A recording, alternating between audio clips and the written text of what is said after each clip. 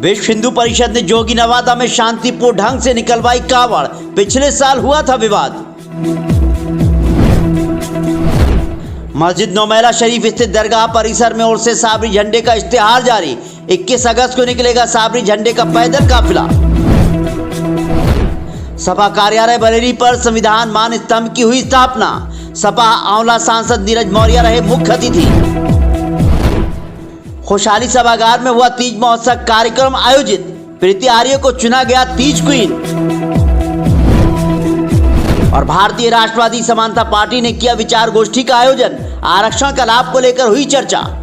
और अब खबरें विस्तार से। पिछली साल हुआ था विवाद। विश्व हिंदू परिषद ने शांतिपूर्ण ढंग से निकलवाई कावड़।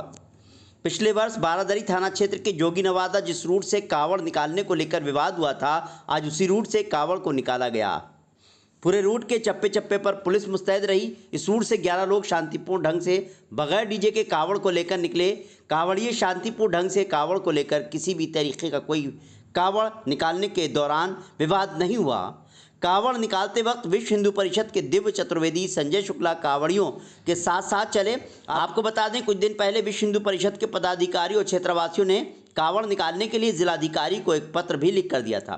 कावड़ निकालने को लेकर वर्ष 2023 में बारादरी थाना क्षेत्र के जोगी नवादा में विवाद हो गया था। मुस्लिम समुदाय के लोगों का कहना था कि नई परंपरा डाली जा रही है और इसी को लेकर मुस्लिम समुदाय के लोग सड़कों पर बैठ गए और कावड़ निकालने का विरोध करने लगे। वर्ष 2023 में भी मुस्लिम समुदाय के लोग इस बात पर राजी हो गए थे कि अगर शांतिपूर्ण ढंग से बगैर डीजे के इस रूट से कावड़ को निकाला जाएगा तो उन्हें कोई एतराज़ नहीं होगा। मगर कुछ खुराफाती तत्वों ने डीजे के साथ ले जाने की जिद की और फायरिंग की थी। इसके बाद पुलिस को लाठीचार्ज करना पड़ा था। पिछले वर्ष ये कावड़ इस रूट से नहीं निकली थी। पिछले वर्ष जोगी नवादा से कावड़ निकालने को लेकर जो विवाद उत्पन्न हुआ था, आज उस पर विराम लग गया। अब प्रत्येक वर्ष शांतिपूर्ण ढंग से इसी रूट से कावड़ को निकाला जाएगा।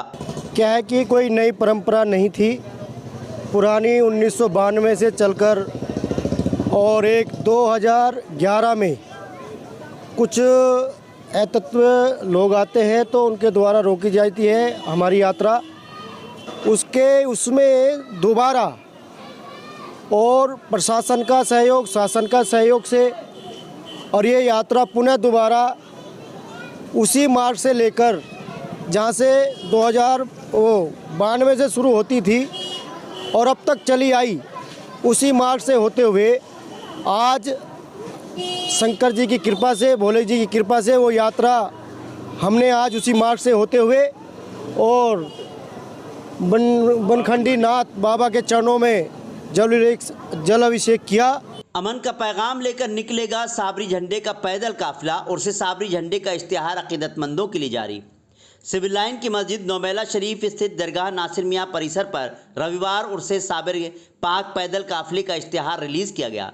देश विदेश के अकीदतमंदों को इश्तिहार बेचकर इत्तला का सिलसिला शुरू हो चुका है। समाज सेवी पम्मी खां वारसी ने बताया कि 756वें हज़रत साबिर पाक के उर्स का आगाज़ बरेली शरीफ के परचम से होता है। दरगाह के खादिम हज़रत शान अली कमाल मियाँ साबरी नासरी ने कहा कि 36वां साबरी झंडा पैदल काफिला हर साल की तरह इस साल भी साबरी झंडा पैदल काफिला दरगाह ख्वाजा नासिर मियाँ मस्जिद नौमेला शरीफ बरेली से 21 अगस्त को बरोज़ बुध मुताबिक 16 सफ़र को 1 बजे दिन कोतवाली के रास्ते से होते हुए कुमार टाकीस, कुतुबखाना चौराहा, किला फतेहगंज पश्चिमी, रामपुर, मुरादाबाद, अफगानपुर, नजीबाबाद, हरिद्वार, ज्वालापुर होता हुआ 3 सितंबर को हज़रत 9 गज़े पीर बाबा के मज़ार पर कलिया शरीफ पहुँचेगा। वहीं कायम के बाद सुबह 4 सितंबर 2024 को दरगाह हज़रत साबिर पाक के सजादा नशीन हज़रत शाह अली एजाज कुद्दूसी साबरी के दस्ते मुबारक से मज़ार पाक पर परचम कुशाई होगी। फिर उर्से साबिर पाक का आगाज़ होगा। मुताबिक चांद रात को डोरी मेहंदी की रस्म अदा की जाएगी। 15 सितंबर मुताबिक 11 रबीउल अव्वल को छोटी रोशनी, 16 सितंबर मुताबिक 12 रबीउल अव्वल को बड़ी रोशनी, 17 सितंबर मुताबिक 13 रबीउल अव्वल कुल शरीफ सरकार साबिर पाक रहमतुल्लाह अलैह का, 18 सितंबर बमुताबिक 14 रबीउल अव्वल को गुस्ल शरीफ मज़ार अक़दस साबिर पाक, 21 सितंबर मुताबिक 12 रबीउल अव्वल को सरकार साबिर पाक के वालिद साहब का कुल शरीफ होगा। आपको बता दें, उर्से साबिर पाक की तमाम रस्में चांद देखकर अदा की जाएंगी। वजादत दरगाह साबिर पाक के सज्जादा नशीन हज़रत शाह अली एजाज कुद्दूसी साबरी करेंगे। इस मौके पर मेराज मियाँ भी शामिल हो रहेंगे। झंडे जुलूस में वसीम मियां साथ चलेंगे। स्वागत में पम्मी खां वारसी की ओर से हर साल किया जाता रहा है। आज साबरी झंडे का पोस्टर जारी किया गया। ये साबरी झंडा सरकार मखदूम अलाउद्दीन अली अहमद साबिर पाक के 756वें उर्स मुबारक के मौके पर ये बरेली शरीफ से नौमेला मस्जिद दरगाह नासिर मियां से ये 36वां साबरी झंडा जो यहाँ से रवाना होगा और इससे उर्स साबिर पाक का आगाज़ होगा। ये साबरी झंडा दरगाह नासिर मियां से 21 अगस्त को यहाँ से रवाना होगा, जो रामपुर, मुरादाबाद, नजीबाबाद, हरिद्वार होते हुए कलिया शरीफ को 4 सितंबर को पेश होगा, जहाँ से उर्स साबिर पाक का आगाज़ होगा। इसकी सरपरस्ती हज़रत शाह हाफिज़ महराज हुसैन साहब करेंगे, शाह यावर एजाज साहब करेंगे और हज़रत ख्वाजा सुल्तान अहमद साहब फरमाएंगे, और जिसकी इजाज़त जो है वो हज़रत शाह अली मंजर एजाज कुद्दूसी साबरी साहब की है, और उन्हीं के दस्ते मुबारक से परचम कुशाई कलिया शरीफ में होगी, जिसकी क़यादत काफ़िले की ये 12 दिन का 13 दिन का सफ़र तय करके जो ये काफ़िला कलिया शरीफ पहुँचेगा, इसकी क़यादत सूफी वसीम मियां साबरी नासरी फरमाएंगे। सपा कार्यालय पर संविधान मान स्तंभ की हुई स्थापना। बरेली जिला सपा कार्यालय पर संविधान मान स्तंभ की स्थापना कार्यक्रम का आयोजन किया गया। कार्यक्रम को आरक्षण अधिकार दिवस के रूप में मनाया गया। मुख्य अतिथि समाजवादी पार्टी आंवला सांसद नीरज मौर्य रहे। कार्यक्रम में मुख्य अतिथि के रूप में नीरज मौर्य सांसद आंवला ने कहा कि सपा मुखिया अखिलेश यादव के निर्देश पर पूरे प्रदेश के पार्टी कार्यालयों में संविधान मान स्तंभ की स्थापना की जा रही है, जो पार्टी कार्यकर्ताओं को संविधान और पीडीए की मजबूती के लिए संघर्ष करने की प्रेरणा देता रहेगा। शिवचरण कश्यप की अध्यक्षता में कार्यक्रम हुआ। सपा जिलाध्यक्ष ने कहा कि भाजपा सरकार आए दिन लोकतंत्र और संविधान दोनों की उपेक्षा कर मनमानी और तानाशाही पूर्ण रवैया अपनाते हुए आम आदमी के अधिकारों का हनन कर रही है। देश की संवैधानिक संस्थाओं पर सरकार का दबाव किसी से छुपा नहीं है। विपक्षी दलों के नेताओं पर सरकारी तंत्र का इस्तेमाल कर जिस तरह से उन्हें जेल में बंद किया जा रहा है, छोटे मोटे मामले में लोगों का घर गिराया जा रहा है, आरक्षण को निजीकरण और आउटसोर्सिंग के माध्यम से खत्म करने की साजिश की जा रही है। इससे लोकतंत्र और संविधान दोनों का मखौल उड़ाया जा रहा है। शमीम खान सुल्तानी ने कहा कि उद्योगपतियों के हाथों में देश बेचने का काम कर रही है भाजपा। नौजवान दिन ब दिन बेरोजगार होते जा रहे हैं। भाजपा सरकार नौजवानों के लिए अभिशाप बन चुकी है। भाजपा ने जो नियुक्ति निकाली, कोई भी भर्ती पूरी नहीं हुई, परीक्षा का पेपर लीक हुआ, जिससे नौजवानों का भविष्य पूरी तरह खत्म हो रहा है। संविधान को बदलने का ये लोग काम कर रहे हैं। जनता इन्हें 2027 में उत्तर प्रदेश से बाहर का रास्ता दिखाएगी। बरेली दर्पण के लिए ब्यूरो रिपोर्ट। अपने पार्टी नेतृत्व को बहुत बहुत धन्यवाद करता हूं, आभार करता हूं, प्रकट करता हूं कि हम सब लोगों को आज ये गौरवशाली दिन देखने को मिल रहा है कि हमारे पार्टी कार्यालय पे संविधान मान स्तंभ स्थापित हुआ है, और हम सब लोग इस संविधान के मुताबिक चल के अपने देश को, अपने प्रदेश को आगे ले जाएंगे। ये हम आज संकल्प लेते हैं। राष्ट्र जागरण तीज महोत्सव में प्रीति आर्य को चुना गया तीज क्वीन। राष्ट्र जागरण युवा संगठन महिला मोर्चा द्वारा प्रियंका कपूर के नेतृत्व में खुशहाली सभागार में तीज महोत्सव कार्यक्रम आयोजित किया गया। कार्यक्रम में मुख्य अतिथि जिला पंचायत अध्यक्ष रश्मि पटेल, विशिष्ट अतिथि डॉक्टर विनोद पागरानी, नीति अमित शर्मा, मोनिका गुप्ता, अनुराधा सक्सेना रहे। कार्यक्रम का संचालन आशीष माइकल के द्वारा किया गया। महिलाओं के लिए तीज कार्यक्रम में खेलों जैसे तीज के महत्व, डांस, कैटवॉक आदि एक्टिविटी आयोजित की गई। एक्टिविटी विनर को प्राइज देकर मनोबल बढ़ाया गया। अनुराधा सक्सेना ने कहा कि हम लोगों को तीज का कार्यक्रम आपस में मिल बांट के मनाएं, इससे हम सभी में एक प्यार उत्पन्न होता है। इस दौरान कार्यक्रम में सह संयोजक सौरभ शर्मा, गिरीश कपूर, संजू भैया, अनुराधा सक्सेना, विमल भारद्वाज समेत काफ़ी तादाद में लोग मौजूद थे। बरेली दर्पण के लिए ब्यूरो रिपोर्ट। आज यहाँ पर राष्ट्रीय जागरण युवा संगठन की महिला मोर्चा से तीज महोत्सव मनाया गया और बहुत ही यहाँ पर सभी लोगों ने बढ़ चढ़कर हिस्सा लिया और यहाँ पर काफ़ी नृत्य किया गया। महिलाओं ने खूब एंजॉय किया और हमारे बीच में जिला पंचायत अध्यक्ष रश्मि पटेल जी ने यहाँ पर शुभारंभ किया कार्यक्रम का। और हमारा उद्देश्य यही रहता है कि महिलाओं को जागरूक करना। महिलाओं के अंदर कितनी सारी प्रतिभाएं हैं, वो बाहर नहीं निकाल पाती हैं। उनको प्रतिभाएं तो उनके अंदर हैं, टैलेंट उनके अंदर है, लेकिन वो बाहर नहीं निकाल पाती, उनको स्टेज नहीं मिल पाता।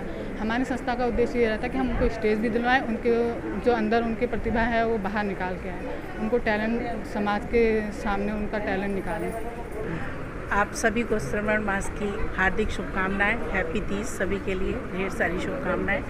और जैसा कि प्रियंका जी हमेशा प्रोग्राम ऑर्गेनाइज करती हैं, हमारी जिला अध्यक्ष हैं बरेली की, और संजू भैया हैं राष्ट्रीय सचिव। ये हमेशा सभी पूरी टीम मिलकर बहुत अच्छा प्रोग्राम ऑर्गेनाइज़ करती हैं और हमेशा ही बड़ा अच्छा लगता है और सभी बहनें यहाँ मिलकर एंजॉय करते हैं और पार्टिसिपेट करते हैं। भारतीय राष्ट्रवादी समानता पार्टी ने की विचार गोष्ठी। 74 वर्षों से आरक्षण का लाभ ले रहे परिवार अपनी ही जाति के गरीबों का हक मार रहे हैं। देश में निरंतर बढ़ाए जा रहे संवैधानिक भेदभाव पर गहरी चिंता व्यक्त करते हुए रविवार को भारतीय राष्ट्रवादी समानता पार्टी की ओर से एक विचार गोष्ठी का आयोजन शक्ति सदन में किया गया। गोष्ठी में राष्ट्रीय समानता मोर्चा के राष्ट्रीय संयोजक अवधेश मिश्रा गोरखपुर और अनारक्षित समाज पार्टी के राष्ट्रीय अध्यक्ष फर्रुखाबाद से पधारे। आए हुए दोनों नेताओं ने कहा कि आज़ादी की लड़ाई में सर्वाधिक योगदान अनारक्षित समाज का रहा, लेकिन आज़ादी के बाद सर्वाधिक उपेक्षा आरक्षित समाज की और आरक्षित समाज के गरीबों की हो रही है। सभी दल अमीर आरक्षितों को लाभ पहुंचाने के एजेंडे पर चल रहे हैं। 74 वर्षों से आरक्षण का लाभ ले रहे परिवार अपनी ही जाति के गरीबों का हक मार रहे हैं। राष्ट्रपति और प्रधानमंत्री जैसे सर्वाधिक शक्ति संपन्न नेता आरक्षण का लाभ छोड़ने को तैयार नहीं हैं। समान वर्ग के लिए कोई आयोग नहीं है।